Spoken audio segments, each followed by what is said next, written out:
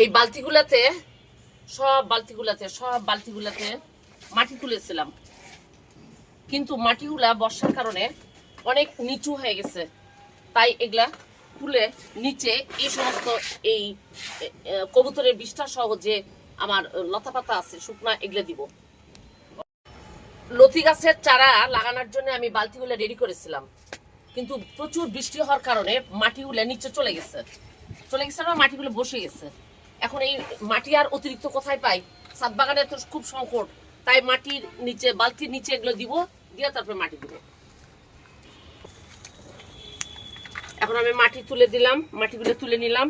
এখন বালতির নিচে এগুলো অনেক বেশি করে দিব, যাতে পানি নিষ্কাশনের ব্যবস্থা হয় এবং মাটিও কম লাগে। এই যে এখন মাটিগুলো ঢেলে দিব আমি। ছাদ বাগানে বলে যে সবাই কাজ করে না, কেউ কাজ না করলে ছাদ বাগান হয় কি করে? ক্যাপ মাথায় দিয়ে ঘুরি তো মনে হয় যে সবকিছুই সব ঠিক হয়ে যায়, তা হয় না, এগুলো কাজ করতে হয়। আমার সে এক্সপেরিমেন্টাল কচুরলতির গাছ, এই যে দেখেন বন্ধুরা কত সুন্দর হয়েছে। আমি এখন এই গাছগুলা লাগাই দিব, একটু একটু করে সবগুলোই তুলবো। বর্ষা হচ্ছে, বৃষ্টি হচ্ছে, পানি হচ্ছে। বিসমিল্লাহির রহমানির রহিম। এই শিকড় গেছে কত দূর রে বাবা, আল্লাহ বিসমিল্লাহ। এই যে একটা গাছ লাগাবো, একটা করে লাগাবো, সাথে একটা থাক, অসুবিধা নাই যদি কিছু হয়।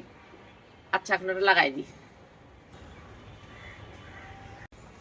এই কচুর লতি কত সাধনার, কত এক্সপেরিমেন্টের ব্যাপার।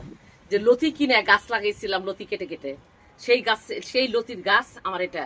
এখন যদি লতি আসে তাহলে আমি সার্থক, আলহামদুলিল্লাহ। এখন আমি এইখানে এটা দিয়ে একটু গর্ত করে নিব, এখান দিয়ে একটু গর্ত করে নিব, গর্ত করে নিয়েই এই গর্তের মধ্যে লাগিয়ে দিব শিকড় সহ। বাস, দিয়ে মাটি দিয়ে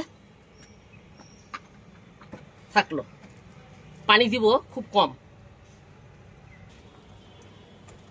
এখন এখানে একটু পানি দিয়ে দিব, খুব অল্প করে পানিগুলো ধার দিয়ে দিব, যাতে গোড়াটা না পচে। কচু যদিও পচবে না। এই তো আমার হয়ে গেল কচুর লতি লাগানো, কচুর লতির গাছ লাগানো হয়ে গেল।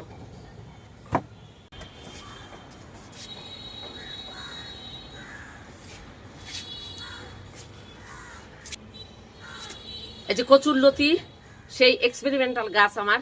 লতি থেকে চারা তুলেছি, অনেকে বলেছেন যে কি হবে না হবে। এখন দেখা যাক, শেষ মুহূর্তটা কচুর লতি আসা পর্যন্ত একটু ওয়েট করি। আজকে এই গাছগুলো লাগিয়ে দিচ্ছি আমি, এই যে এখানে লাগিয়ে দিলাম। এই যে তো দেখা যাক একটু তারপরে কি হয়।